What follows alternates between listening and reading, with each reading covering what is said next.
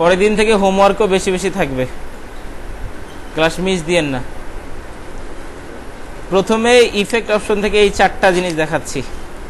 Effect, distort and transform থেকে 4টা আলাদা আলাদা অপশন। জিগজ্যাগ, আঁকা বাঁকা, কোনো একটা লাইন আমি সোজা লাইন টান দিছি, এই লাইনটাকে যদি এখন আমার আঁকা বাঁকা করতে হয়, চলে যাব ইফেক্ট, সেখান থেকে ডিস্টর্ট অ্যান্ড ট্রান্সফর্মে লাস্টে পাওয়া যাবে জিগজ্যাগ।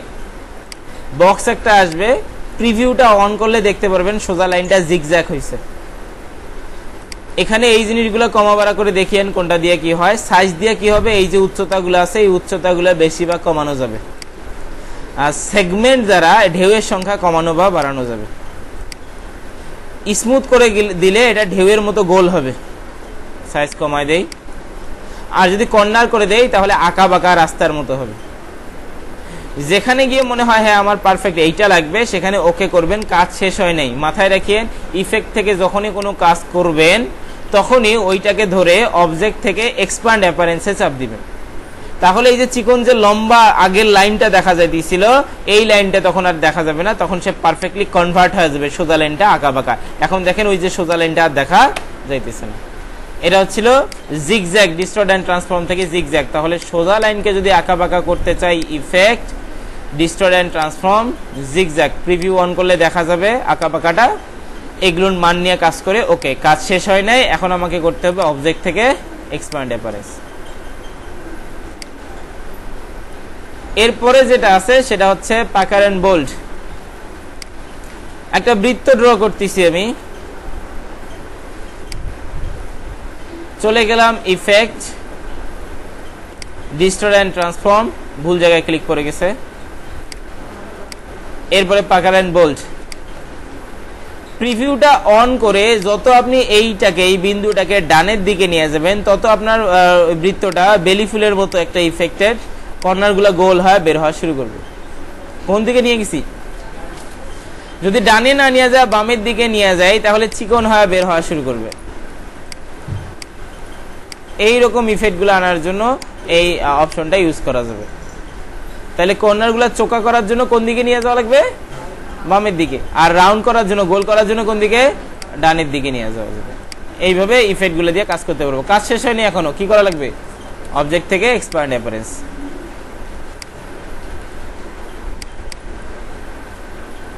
এটা অ্যালাইনের কাজ, এটা দিয়ে বামে ডানে মাঝখানে সমান করা যায়, বাম ডান লেফট রাইট। এরপর যেটা আছে রফেন, একই অপশন থেকে রফেন। আবার বৃত্ত ড্র করতেছি, মনে করেন এটা একটা কাজ ছিল আমার হাতে, কাজটা হুট করে পড়ে গেছে। পড়ে গেলে কি হবে? রফেনে গেলাম, প্রিভিউটা অন করে এটাকে যত ডান দিকে নিয়ে যাবেন, দেখবেন ওই কাজ ভাঙলে যে হয় কর্নারগুলা, ওই কর্নারগুলার মতো আঁকা বাঁকা ভাঙ্গাচুরা হয়ে আসবে। এই যে কর্নারের যে ঢেউগুলো আছে সেগুলো যদি আরো ঘন করতে চান, তাহলে নিচের মধ্যে ডিটেলস আছে, এই ডিটেলসটাকে বাড়াবেন। ডিটেলস বাড়াই দিলে তখন ওগুলো আরো ঘন হবে। এটা হচ্ছে ভাঙ্গা কাজের ইফেক্ট আনার জন্য। কাজ শেষ হয়নি এখনো, লাস্টে করতে হয় অবজেক্ট থেকে এক্সপ্যান্ড অ্যাপারেন্স। আমাদের ডিজাইনের মধ্যে অনেক সময় দেখা যাবে একটা লাইন ড্র করা হয়েছে, এই লাইনটার আরো 20 বা 15 পিস এরকম সমান দূরত্বে দূরত্বে দূরত্বে দূরত্বে নিয়ে যাওয়া লাগবে। এই দিকে যদি নিয়ে যাইতে হয়, বন্ধ আছে, তাহলে আমরা যাবো হচ্ছে হরিজন্টালে। আর যদি একটা লম্বা লাইন এই পাশে থাকে, আর যদি নিচের দিকে নিয়ে যেতে হয়, তাহলে ভার্টিক্যালি যাব। কিভাবে কাজটা করব? ইফেক্ট, ডিস্টর্ট অ্যান্ড ট্রান্সফর্ম, সেখান থেকে শুধু ট্রান্সফর্ম। এরপরে দুইটার কথা বলছিলাম, হরিজন্টাল আর ভার্টিক্যাল। যদি ডানের দিকে নিয়ে যেতে চাই, তাহলে হরিজন্টালটাকে এরকম করে সরাই দিব, যতটুকু সরাইতে হয়। 100 দিলে 100%, আরো দেওয়া যাবে। 200 এখানে লিখে দিলে 200 পিক্সেল হয়ে যাবে, যত লিখে দিবেন। যদি 50 পিক্সেল দূরে চান 50 দিব। যদি এখন প্রিভিউটা অন করি, তাহলে এই লাইনটাই এখান থেকে এইখানে সাইডে 50 পিক্সেল সাইডে চলে আসবে, এই যে এদিকে চলে আসবে। আর যদি আমার ওইটা আমি 50 পিক্সেল না, আরো কমাই দিলাম, 30 পিক্সেল দিলাম। আমার যদি এখন এই লাইনটাই না সরেয়া এটার একটা কপি সরাইতে হয়, তাহলে এইখানে কপি করে দেবো 1। তাহলে ওইটা না সরে কি হবে? ওটার একটা ডুপ্লিকেট সরবে। এবার কয়টা লাইন এখানে? 2টা। আর যদি এখানে আমি কপিতে 14টা দেই, তাহলে আগেরটা থাকবে, আগেরটার পাশে আরো কয়টা তৈরি হবে? 14টা তৈরি হবে। আগে 1 করে দিছিলাম, একটা কপি হয়েছিল। এবার 14 করে দিলাম, তাহলে কয়টা হবে? 14টা কপি হবে। তাহলে টোটাল কয়টা থাকবে? 15টা তখন থাকবে। ওকে, তাহলে দেখবেন এইখানে টোটাল তখন এইভাবে 15টা লাইন চলে আসছে। কাজ এখনো শেষ হয় নাই। লাইন 15টা দেখতেছেন, ধরে টান দিবেন, দেখবেন ধরা যাইতেছে না। কারণ লাইন তখন একটা আছে, এইটাকে ধরে টান দিলে সবগুলো তখন ইয়া করবে। এই জন্য আমাকে কি করা উচিত এখন, অবজেক্ট থেকে এক্সপ্যান্ড অ্যাপারেন্স, তারপর আনগ্রুপ যদি করে ফেলেন, আমি কন্ট্রোল শিফট জি চাপ দিলাম, এবার প্রত্যেকটা লাইনকে আপনি আলাদা আলাদা করে ইউজ করতে পারবেন। এগুলো সমান দূরে দূরে আছে, কত পিক্সেল দিছিলাম তত পিক্সেল দূরে দূরে দূরে দূরে আছে। লাস্ট অপশন সেটা হচ্ছে ব্লেন্ড টুল। ব্লেন্ড টুলের 3টা অপশনের মধ্যে 2টা অপশন দেখাবো। একটা লাইন টানা আছে এখানে, এই লাইনটার আর আরেকটা লাইন এখানে কপি করলাম, এই 2টা লাইনের জন্য মধ্যে যদি আরো 25টা লাইন আমার দরকার হয়, তাহলে এইটা হচ্ছে ব্লেন্ড টুল, কিবোর্ড শর্টকাট ডাব্লিউ। ব্লেন্ড টুলে ক্লিক করার পর এন্টারে চাপ দিব, দিয়া এই স্মুথ কালারটাকে স্পেসিফাইড স্টেপ করে জয়টা দরকার 25 দরকার 25 লিখে ওকে, কাজ শেষ হয় নাই। এবার 2টা লাইনে একবার করে ক্লিক করা লাগবে, তাহলে লাইন 2টার মাঝখানে আরো 25টা লাইন তখন সোজা চলে আসবে। যারা বুঝলেন না বিষয়টাকে আরেকটু ক্লিয়ার করে বুঝাই। বোঝানোর জন্য আমি একটা কালো শেপ ড্র করলাম, যেটা যেন নড়াচড়া না করে, এই জন্য কি করে দেওয়া লাগে, লক করে দেওয়া লাগে। কি চাপ দিলে লক হয়, কন্ট্রোল 2 চাপ দিলে লক হবে। এবার একটা চতুর্ভুজ ড্র করলাম, যেটার মাঝখানে কোনো কালার দিলাম না, আর স্ট্রোকের মধ্যে লাইট কালার দিলাম, যেমন ইয়েলো কালারটা হচ্ছে light colour. Control C control F, copy হলো ওর উপরে পেস্ট হলে ছোট বানাই দিলাম, ঘুরাই দিতেছি, এটা রং চেঞ্জ করে দিচ্ছি।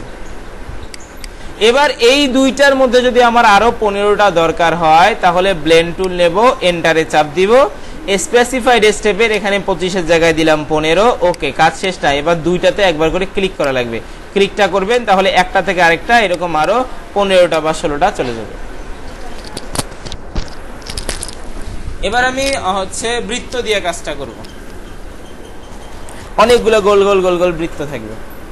এটার জন্য 2টা বৃত্ত ড্র করতেছি। প্রথমে একটা বৃত্ত নিলাম, এটার স্টকের মধ্যে কালার দেওয়া আছে পিঙ্ক কালারটাকে, control C control F, copy হলো পেস্ট হলো, এটাকে ছোট করতেছি, এটার রং চেঞ্জ করে দিতেছি, এখানে সায়ান কালার দিলাম। এবার এই 2টার মধ্যে যদি আরো 8টা বৃত্তের দরকার হয়, ব্লেন্ড টুল নেওয়ার পর এন্টারে চাপ দিব, স্পেসিফাইড স্টেপে এখানে 8 বানাই দিব, ওকে। এবার 2টাতে একবার করে ক্লিক করলে 2টার মাঝখানে আরো 8টা শেপ ওইরকম তখন চলে আসবে। কেটে দিলাম সবগুলা, বৃত্ত ড্র করতেছি আবার। এবার যাবো স্মুথ কালারের মধ্যে, এখন ফিলের মধ্যে কালার দিচ্ছি, সবগুলা লাইট কালার দিলাম, 4টা বৃত্ত আট করতেছি। স্টকে কোনো কালার দিতেছি না, মাথায় রেখে, স্টকে কোনো কালার দিতেছি না, আমি খালি ফিলের মধ্যে কালারগুলা দিতেছি।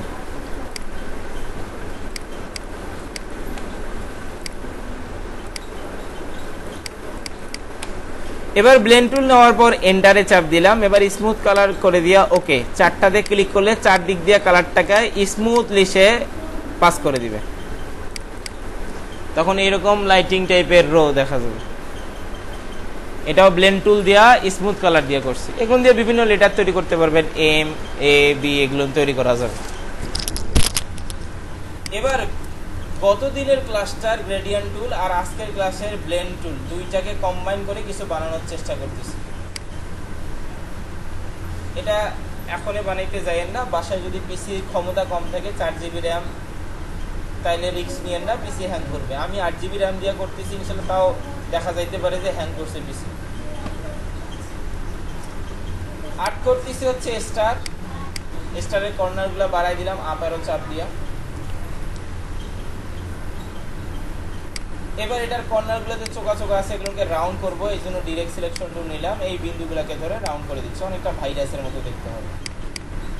এখানে গ্রেডিয়েন্ট কালার দিব, গ্রেডিয়েন্ট কালার দেওয়ার জন্য এখানে ক্লিক করলাম, গ্রেডিয়েন্ট প্যালেট চলে আসলো, ডাবল ক্লিক করতেছি কালার দেওয়ার জন্য, কালার দিলাম, মাঝখান থেকে যেন ছাড়ায় এই জন্য রেডিয়াল গ্রেডিয়েন্টে ক্লিক করলাম, কালারটাকে ঘুরাই দিলাম রিভার্স দিয়ে। একটা তাহলে শেপ আমার এখানে থাকলো, একটা ভাইরাস থাকলো। Control C control F, copy হলো পেস্ট হলো, এটাকে সব পাশ দিয়ে ছোট বানাই দিলাম, 2টা থাকলো। আমি চাচ্ছি এই 2টার মধ্যে আরো 100টা আসে। কোন টুল নেব, ব্লেন্ড টুল নেওয়ার পরে এন্টারে চাপ দিব, স্পেসিফাইড স্টেপ, কয়টা চাইছিলাম 100, আরো বাড়াই দিলাম 120টা দিলাম, ওকে। এবার কি করা লাগবে, 2টাতে ক্লিক করলে মাঝখানে ওইরকম ভাইরাস আরো কতগুলা 120টা চলে আসছে। এরা গ্রুপ অবস্থায় আছে, আমি যদি গ্রুপটাকে না ভাঙে এই বিন্দুটাকে উপরের দিকে তুলতে চাই, তাহলে কি করা লাগবে, এখানে কি করা লাগবে, ডাবল ক্লিক করা লাগবে, আইসোলেটেড মোড অন হইলো, এটাকে উপরের দিকে তুললে তখন এই দিক থেকে তখন জিনিসটা সরাবে, কাজ শেষ, বাইরে ডাবল ক্লিক।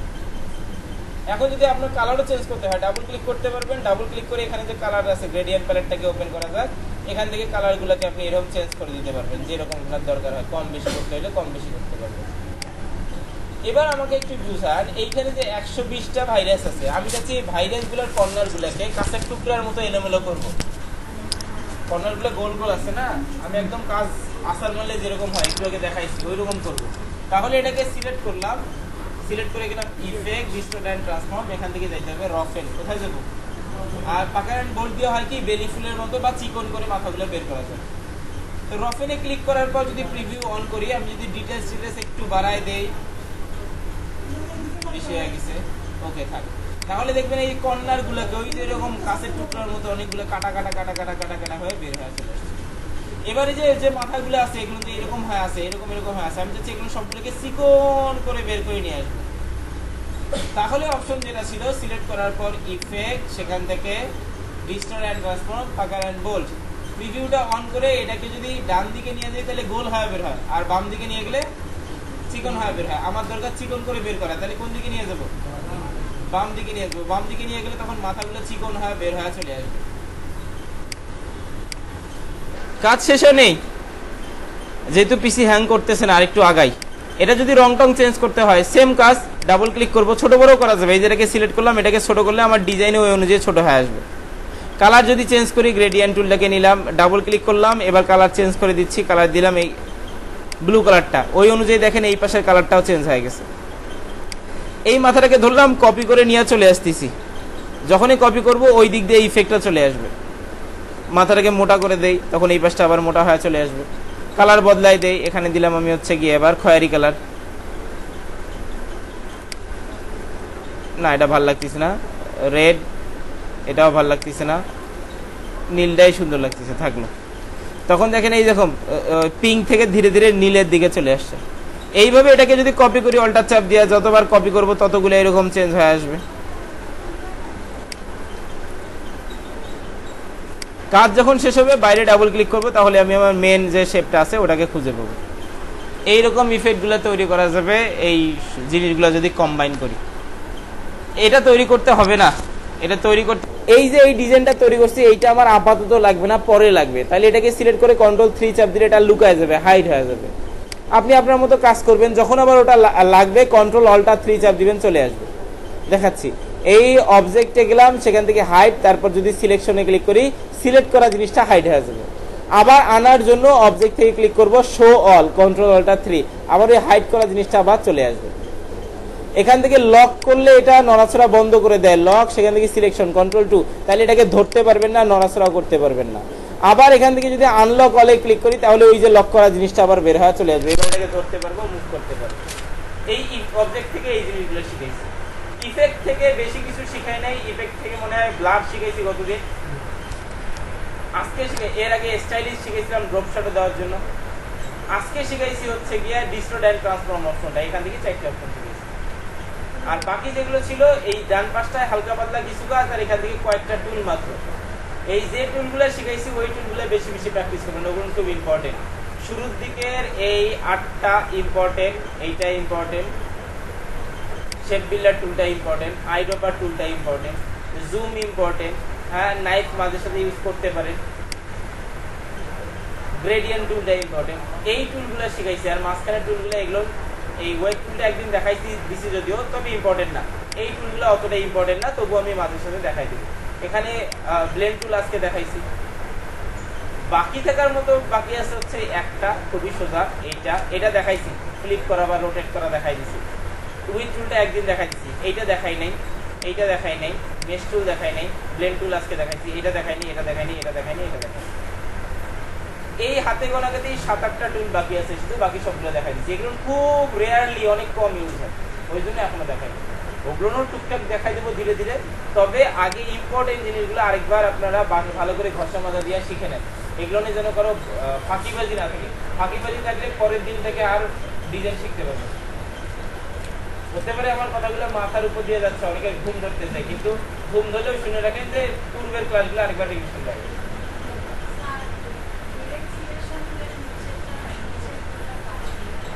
এইটা হচ্ছে লেসো টুল, ডিরেক্ট সিলেকশন টুলের মতোই কাজ করে অনেকটা।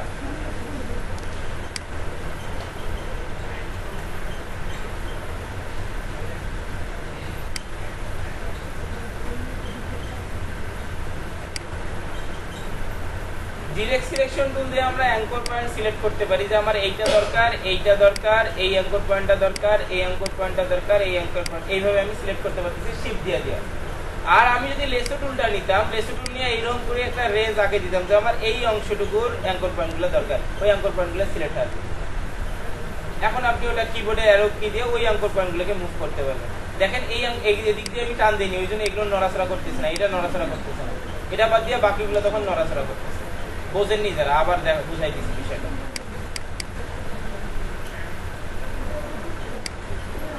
রেক্ট্যাঙ্গেল আর্ট করলাম একটা, রেক্ট্যাঙ্গেল আর্ট করলাম দুইটা।